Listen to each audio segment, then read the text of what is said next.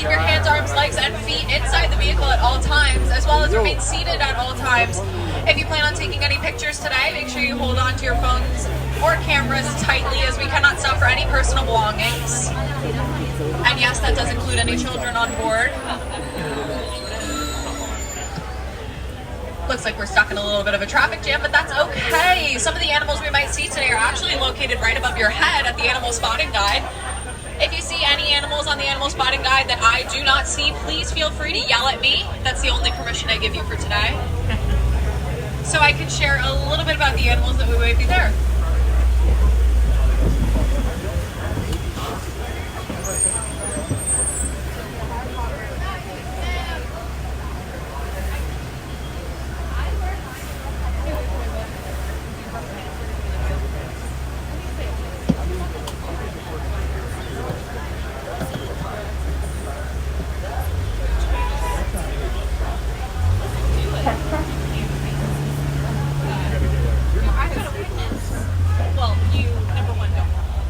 Alright, we're just going to hang out for a few minutes until we get clearance from the wardens to enter the reserve.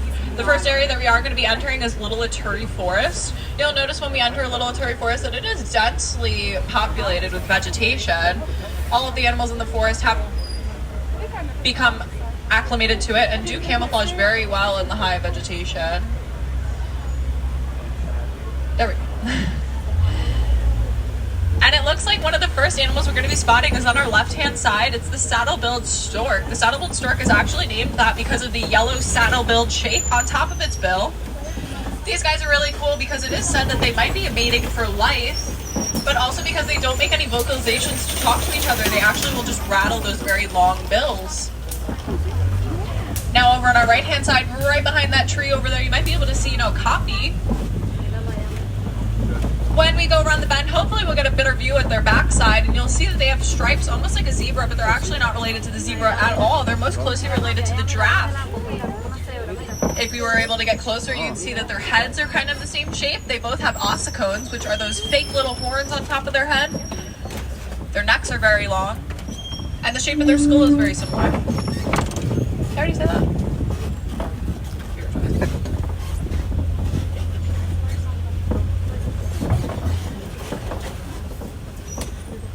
Over on our left-hand side, you might be seeing a gray thing moving around. It kind of looks like a moving rock. That's actually a black rhino.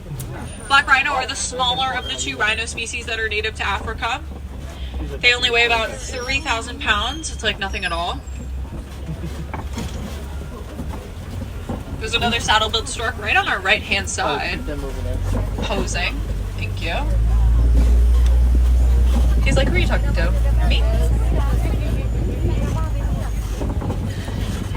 Now, because all of the animals in Little Aturi Forest have adapted to live in the forest, one of the main threats facing every single animal in this forest is deforestation. Some of the ways that we can help prevent deforestation just at home involve recycling, not using paper when we don't have to, and using paper as responsibly as possible when we do have to.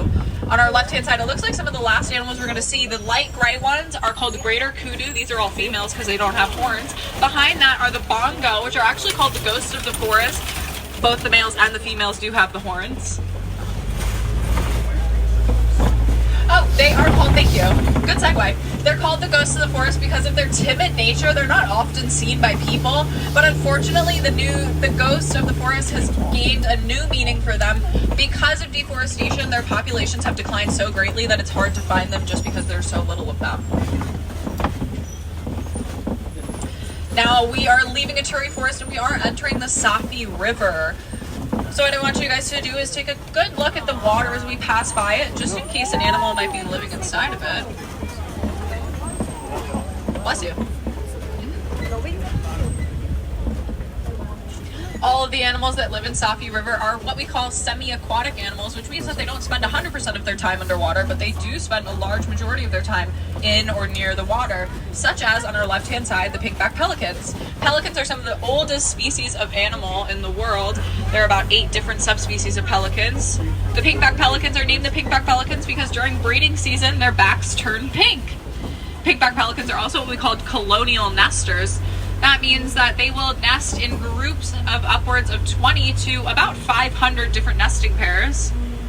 Oh, if you see behind that island, there is a hippo butt moving away from us. Hippos will actually spend a majority of their day underwater. They can spend about 8 minutes at a time without coming up for any air. They'll actually take naps underwater, and their brain will just tell them to come up for air without waking them from their slumber. A group of hippos is called a bloat of hippos. Which is a little mean, but okay. Now on our left-hand side is a basque of Nile crocodiles. They're called the basque of crocodiles because that's what they're doing. They're basking on the land. Nile crocodiles are the largest crocodilian species in all of Africa. They mainly eat fish, but they will eat just about anything else that comes in their way, such as antelope, zebra, wildebeest, etc. In one sitting, the Nile crocodile might eat upwards of half their body weight during their meal. And they do this because they don't know when their next meal is going to be coming. It could be months before they get the chance to eat again, so they have to eat as much as possible at once. And half your body weight is quite the feat when you can be an animal weighing upwards of 500 pounds.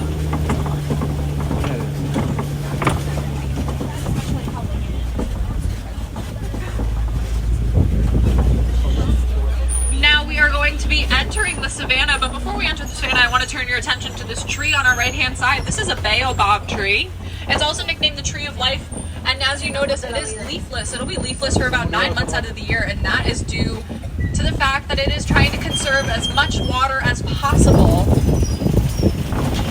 That's partially the reason that it's nicknamed the tree of life, due to the fact that elephants and other large mammals will actually dig into the bark to get as much water as possible during the dry season. Now on the savannah, we're going to see quite a few different animals, a lot of antelope and a lot of other hoof stock. All of these animals, a majority of these animals, use the savannah as something like a superhighway going throughout Africa. Hopefully we'll be able to see some wildebeest. 1.5 million wildebeest every year will travel about 500 to 1,000 miles across the savannah during their migration. Oh, there's stoppers or something in the road. Zebras are giraffes. Looks like we're just in a little bit of a traffic jam. Probably an ostrich. It's always an ostrich lately. But if you could see out to our left-hand side, you might be able to see some black and white striped things. Those are zebra. A group of zebra is called a dazzle of zebra because of the dazzling display their stripes make when they're all together in their herd. Those are specifically Hartman's mountain zebra. The striping on a zebra is as unique as human fingerprints are, and within hours of being born, a baby zebra will be able to tell their mother from every other zebra they've ever seen. You'll also notice that a zebra's nose is black, which lets us know that zebra are actually black with white stripes and not anything else.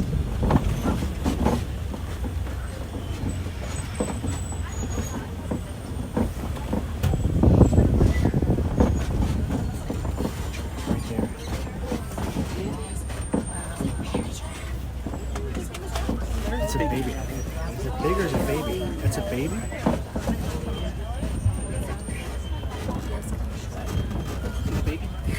I think so. Now yeah. it looks like what's going to be coming up on our left-hand side are African wild dogs, also known as African painted dogs. A pack of African wild dogs are actually some of the most efficient hunters in all of Africa. What they'll do is they'll take the whole pack and they'll run their prey to exhaustion, which is why they have such great rates.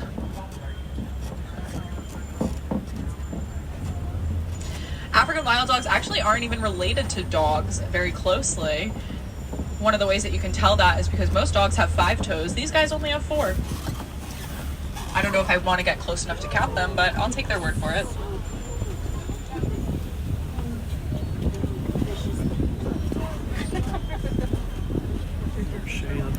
Cute, you guys.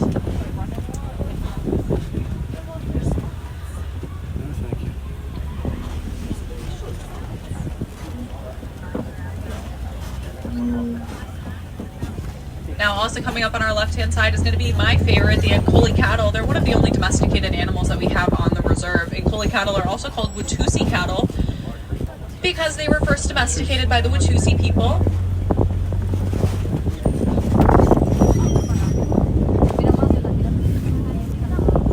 Obviously, the most notable feature on the Watusi cattle are those gigantic horns that they have. They can grow to be about 6 feet long. But they're not that heavy. One of the reasons they're not that heavy is because of the honeycomb-shaped pattern inside of them.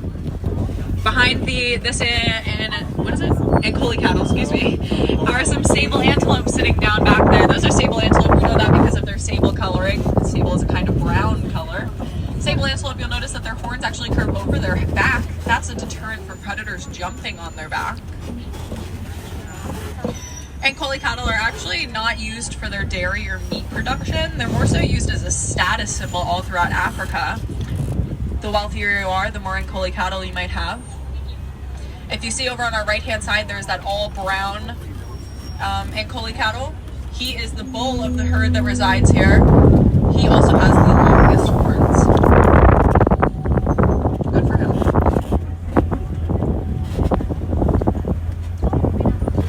You'll see on either side of us, to the left or the right, there are termite mounds. Termite mounds are made out of mud, spit, water, and dung, and they can be as hard as concrete. In fact, they're hard enough that an elephant or a giraffe could go rub up against them and use them as a back scratcher. Speaking of the giraffe, on our left-hand side is one of the Maasai giraffe that live here in the reserve. Giraffe are the world's tallest land mammals. They can reach heights of about 18 to 20 feet. A group of standing giraffes is called a tower of giraffes, while a group of giraffes that are on the move, such as the ones that are stopping our trucks, are called a journey of giraffes. They've got places to be.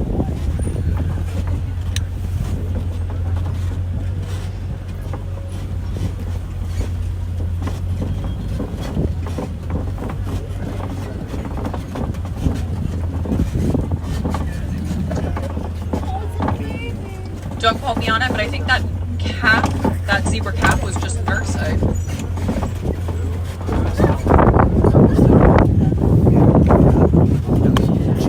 As I said earlier with the okapi, those little fake horns on the top of the giraffe and okapi's head are called ossicones. They're made out of a cartilage material.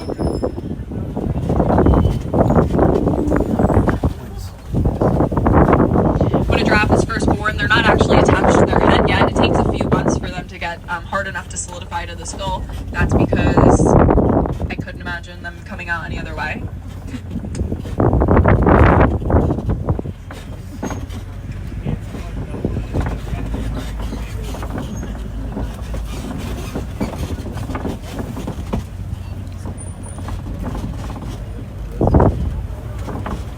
Now, coming up on our right-hand side is a Patterson's eland. Eland are the largest antelope species in Africa. This gray one, I believe, is our male that lives here on the reserve. And the one that's laying down is a female. Despite their large size, they can actually jump upwards of 6 feet in the air.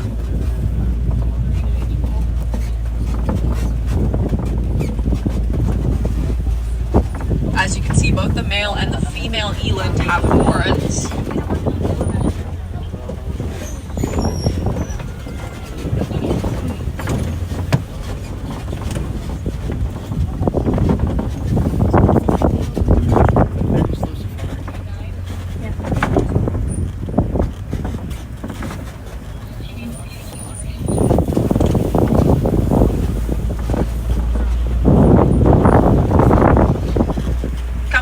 Side of us are more baobab trees. These trees are also actually called upside down trees due to the fact that it looks like their roots are sticking out of the air.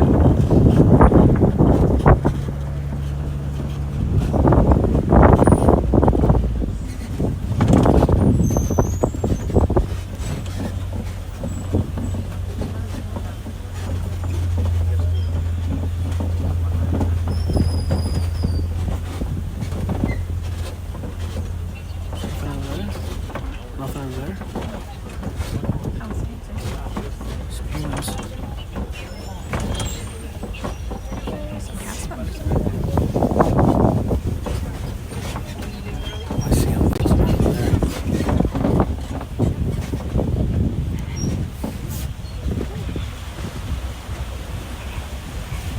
Now coming up on our left-hand side is a flock of greater flamingos. A flock of flamingos is actually called a flamboyance of flamingos. Greater flamingos are the largest flamingos. They are also the palest in color. But no flamingos born pink. They're actually all born gray. You might notice some grayer looking flamingos in the flock. Those are just juveniles. They get their pink coloring from the food they eat, such as brine shrimp and other foods high in creatine. Flamingos are actually filter feeders, so what they'll do is they'll stick their heads underwater upside down and they will open and close their beaks really fast. They'll filter out all the sand and muck that they might be eating and just get the shrimp in their mouth. That sounds very fishy. I want to try that.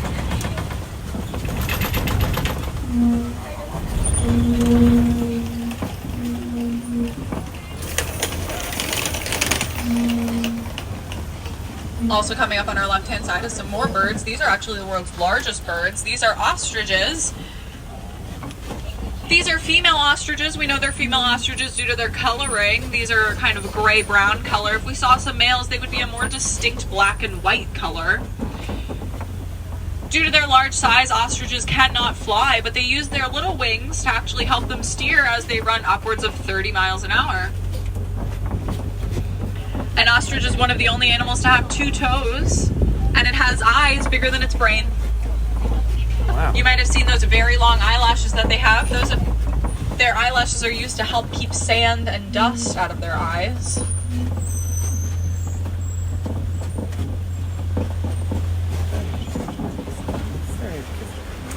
Now, if you look on the left-hand side, you might be able to spot a cheetah. Get it? Spot a cheetah? Haha. Cheetah are the world's fastest land mammals. They can reach speeds of about 60 miles an hour in just 3 seconds. He's up there, way at the top of that hill. Oh, there's 2. Look at that. They can't maintain those speeds for very long, just in short bursts. And if you look very closely at their faces, you might be able to see that they have a black line running underneath their eyes and down their nose.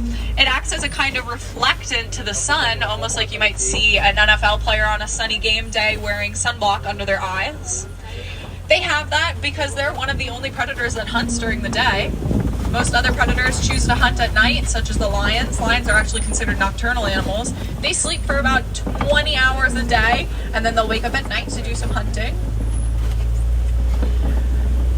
This rock formation over here is called a Kobe rock formation, and it looks like some lions have chosen to stay out here. On our left-hand side, there is a lioness. We know she's a lioness because she does not have a mane. A mane is that ruff of fur you'd see around a male lion's neck.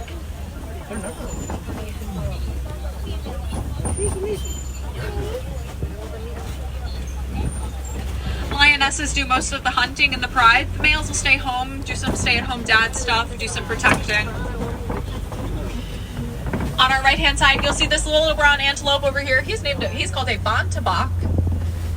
Bontebok are one of those great conservation stories you hear in Africa. At one point, there were only 17 individual Bontebok left in the world.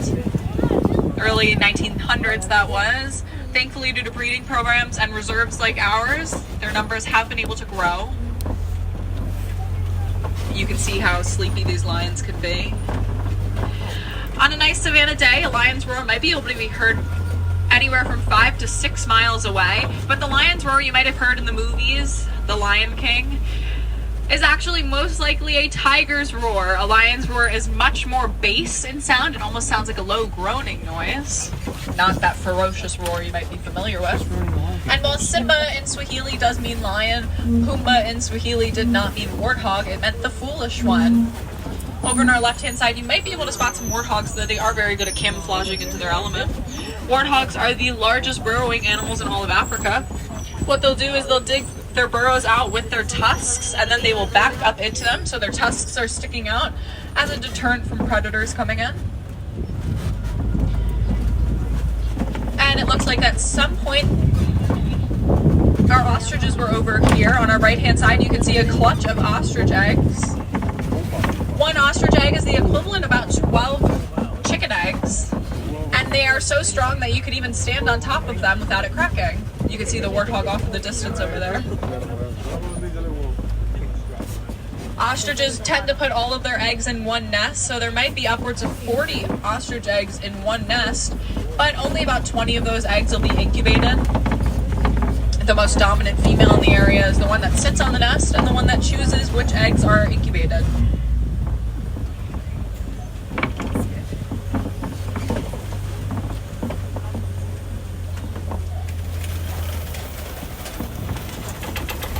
This is going to be very exciting.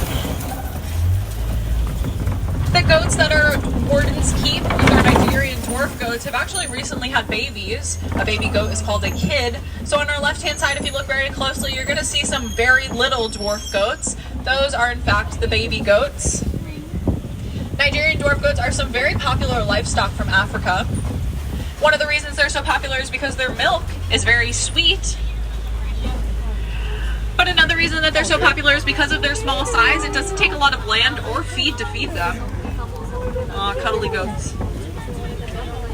Which not only helps the farmers in keeping their farms small and manageable, it also helps the wildlife because the farms don't have to be as sprawling and large as you think they'd be. It's one of those ways that humans and animals can work together to help wildlife.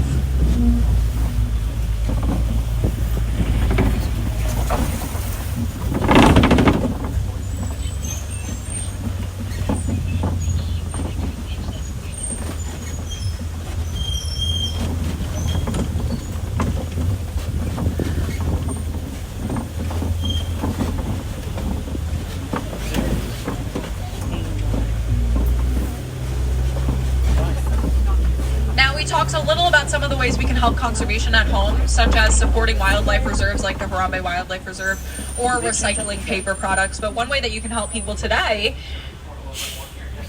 one way you can help wildlife today is at any merchandise counter in all of Animal Kingdom, you can make a donation to the Disney Conservation Fund that will be matched dollar for dollar, cent for cent by the Walt Disney Company, and all of the money will go back to conservation programs such as the ones we talked about today. And a few more that I didn't even get to mention today. If you wanted to have any other up close and personal animal encounters today, I highly recommend the Gorilla Falls Wild Exploration Trail. There's no line, perfect, and it's a short hike, and you might be able to see some animals we didn't get a chance to see today, such as the hippopotamus copy, and then you'll see some animals that we don't even have on reserve, such as gorillas, and most importantly, the naked mole rat. You gotta go see them. Do we have any wilderness explorers on here? No. We do have any wilderness explorers on here, we are in truck Simba 1. Simba 1 will help you out on page 14.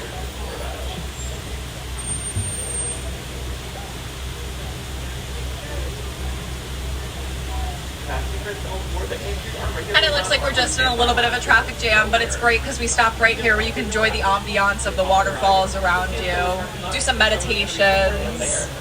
You take your lightning lane and stop at the touch point. Don't look for your stroller there. It's not going to be there. Maybe the bridge down the road, take a right, so it'll take you backwards to front of the safari line and then towards lightning lane stroller parking. Your stroller park out front near the touch point. Somewhere in that general area, so that's where the lightning lane stroller is. I'll go back and say, some of the animals here that live on the Harambe Wildlife Reserve or in Animal Kingdom that have Disney Plus are taking out the magic Disney for Animal Kingdom on Disney Plus. It's an 8-episode long series. Some of the animals are all the way from the reserve. And the right down the beach where they really want to be in the reserve. I love the like.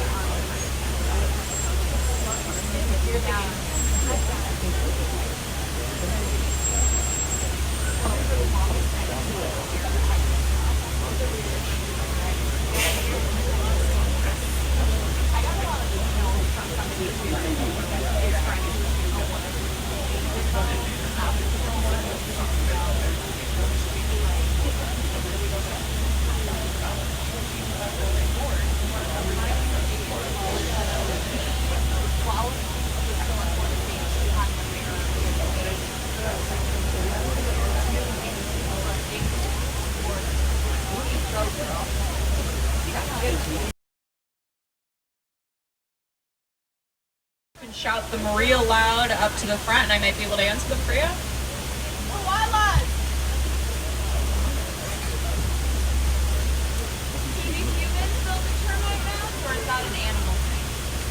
Animals build the termite mounds. Termites, generally.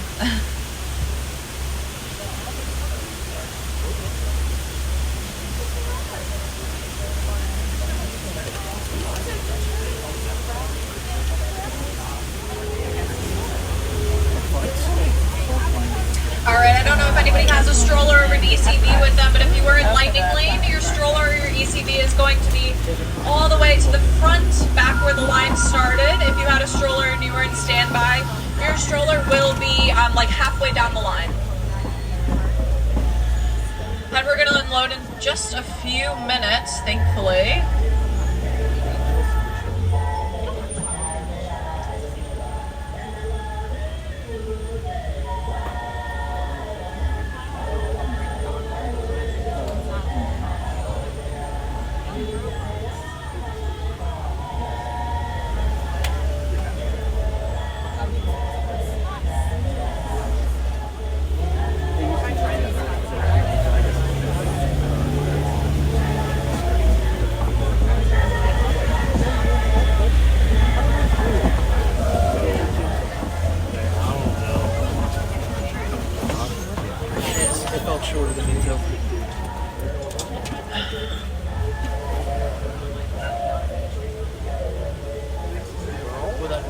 Excuse me?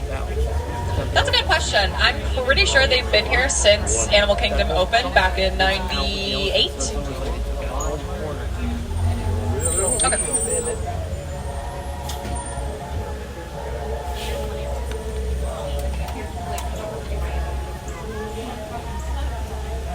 I can tell you that this vehicle is 30 feet long. It's like a bus in four-wheel drive.